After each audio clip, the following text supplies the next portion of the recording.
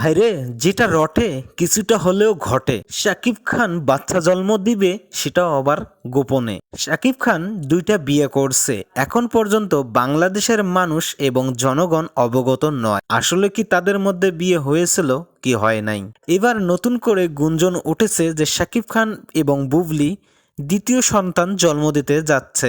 এটা কতটা গুজব নাকি সত্যি, চলেন আজকে এই ভিডিওর মধ্যে আলোচনা করা যাক। আমি কাউকে অনুরোধ করি না আমার ভিডিও দেখার লিগে, যেটা করি সবাই পছন্দ করে। দোষ যদি দিতে হয় তাকে দোষ দাও, আমার কিছু করার নাই, তারা আমার কাস্টমার। দেখেন ভাই, বিনোদন জগতের যত শিল্পী কলাকৌশলীরা আছে তাদের মুখের কথায় কেউ গলবেন না, তাদেরকে কেউ বিশ্বাস করবেন না। কারণ কি, তারা হলো কি অভিনেতা, অভিনেত্রী।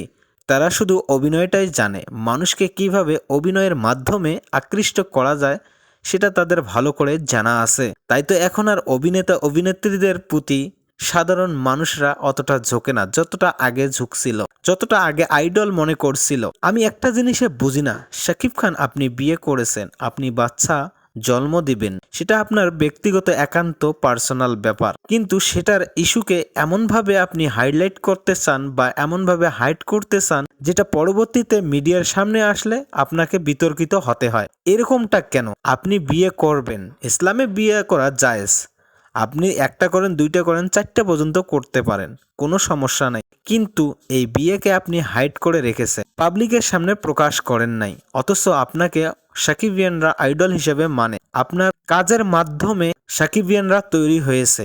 কিন্তু ব্যক্তি জীবনেও মানুষের আইডল হতে গেলে আপনার ব্যক্তি জীবন ভালো থাকতে হবে, ভালো রাখতে হবে এবং চরিত্রবান হতে হবে, কিন্তু আপনি এমনটা করেন না। এই ভিডিওটার মাধ্যমে বোঝা যাচ্ছে যে আসলে হয়তো বুবলি 5 মাসের অন্তঃসত্ত্বা, কারণ দেখেন তার পেটের মধ্যে একটু ফুলা ফুলা ভাব রয়েছে। আর এই বিষয় নিয়ে তাকে যখন প্রশ্ন করা হয়, তিনি প্রশ্নটাকে এড়িয়ে যান। তিনি বলেন যে বাংলাদেশে হলুদ সাংবাদিকের অভাব নেই, তারা এই বিষয় নিয়ে আলোচনা করবে।